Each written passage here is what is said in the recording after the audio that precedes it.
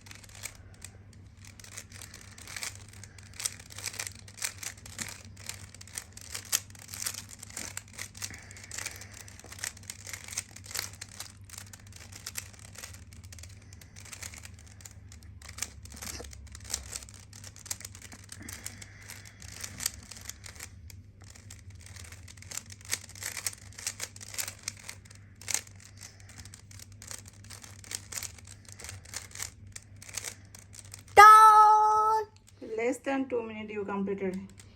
Oh yeah, I want. Oh yeah. All done, na? So all the 4 sides? Mm-hmm. 6 sides. 6 sides, okay. Hold it with just my finger. Oh, so all the color, all the side. Then other side. Okay. Turn it. Bye.